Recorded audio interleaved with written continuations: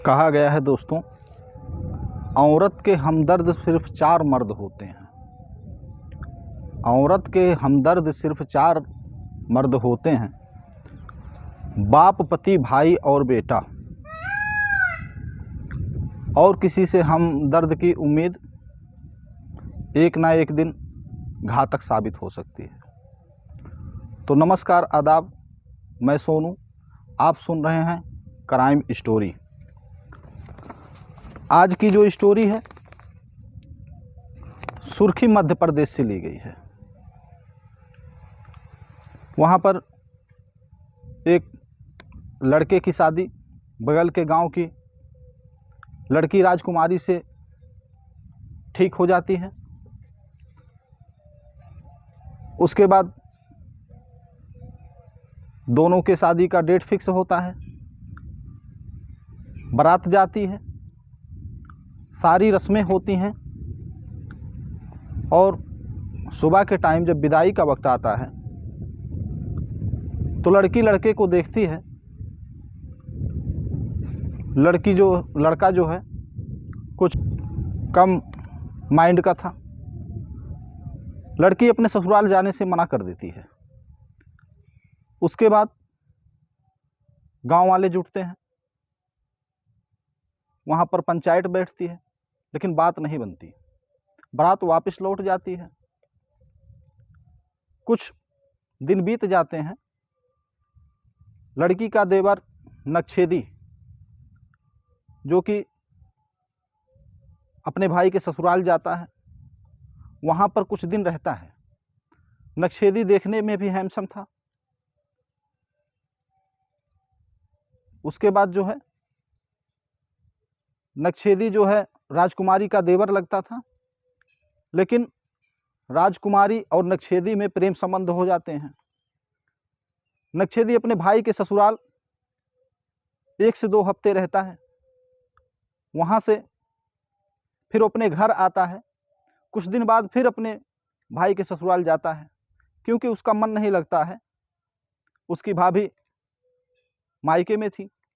जाता है वहाँ पर, घर वालों से बात करता है और अपनी भाभी से घर चलने के लिए कहता है। लेकिन उसकी भाभी एक शर्त रखती हैं कि मैं अगर ससुराल चलूँगी तो अपने पति के साथ नहीं रहूँगी। मैं हूँ भले ही उनकी, लेकिन मैं तुम्हारे साथ रहूँगी। देवर भी चाहता था भाभी को विदाई कराकर अपने घर लेकर आता है। अब वो औरत जो है नक्छेदी के बड़े भाई की थी, लेकिन पूरा काम नक्छेदी ही करता था।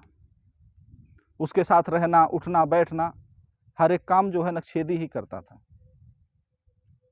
दोनों लोग में ये शर्त तय हुई थी कि नक्छेदी कभी शादी नहीं करेगा और राजकुमारी को अपनी दुल्हन बना के रखेगा।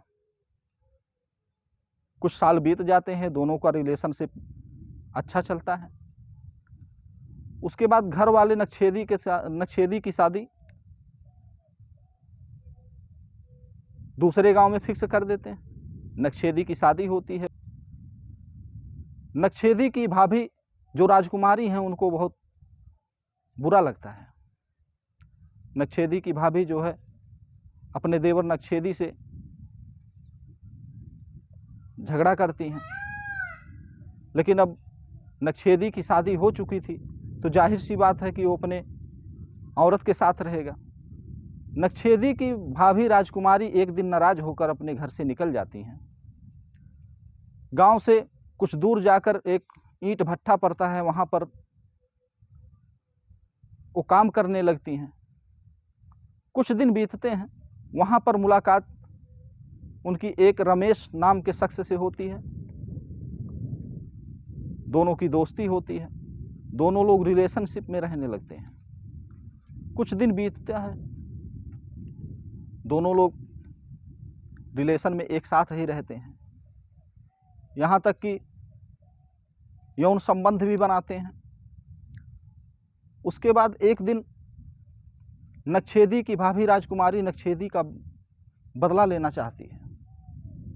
वो अपने बॉयफ्रेंड रमेश से बोलती है कि अगर तुमको मेरे साथ रहना है तो मेरा देवर नक्षेदी उसको मारना पड़ेगा। अब ये दोनों लोग 7 जुलाई की रात को, ये घटना 7 जुलाई 2022 की है, रात में दोनों लोग जाते हैं और पूरा परिवार सोया हुआ था, घटना से अनजान था। वहाँ पर जाने के बाद राजकुमारी और उसका बॉयफ्रेंड एक फाइबर के पाइप से नक्षेदी का गला दबाकर उसको मौत के घाट उतार देते हैं। मौत को घाट उतारने के बाद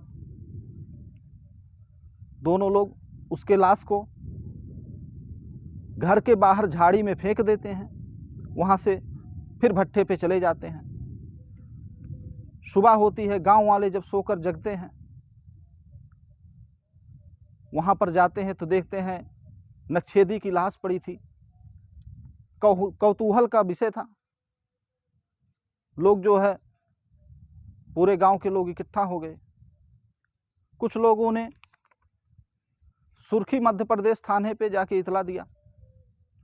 वहाँ से पुलिस आती है, जांच करती है, बॉडी को पोस्टमार्टम के लिए भेजती है, परिवार वालों से पूछताछ करती है। परिवार वालों के पूछताछ करने से कोई खुलासा नहीं होता है, क्योंकि परिवार वाले कोई अलग बोल रहा था, नक्षेदी का भाई अलग बोल रहा था, नक्षेदी की पत्नी अलग बोल रही थी, नक्षेदी के बाप अलग बोल रहे थे। उसके बाद पुलिस गांव वालों से पता लगाती है तो गांव वाले बताते हैं कि नक्षेदी की भाभी राजकुमारी जो कुछ दिन पहले यहाँ पर आई थी, 1 महीने से दिखाई नहीं दे रही है। अब बारी आती है नक्षेदी की भाभी राजकुमारी की। पुलिस राजकुमारी का पता लगाते लगाते ईंट भट्ठे तक पहुंच जाती है और राजकुमारी को वहां से पूछताछ करती है तो एक चौंकाने वाला खुलासा सामने आया। राजकुमारी ने सारा जुर्म अपना कबूल कर लिया। उसके बाद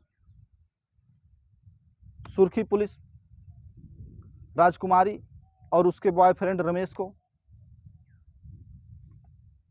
कोर्ट में पेश करती है, जहां से उन दोनों को जेल भेज दिया जाता है।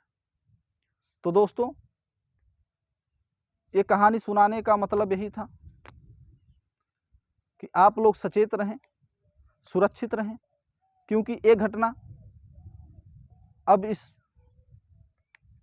समय में आम हो गई है। कहीं पर भी ये घटना हो सकती है। तो आप लोगों को ये कहानी कैसी लगी कमेंट बॉक्स में ज़रूर बताइएगा। फिर मिलते हैं इसी तरह की और कहानी लेकर अगले एपिसोड में। तब तक के लिए नमस्कार, खुदा हाफिज।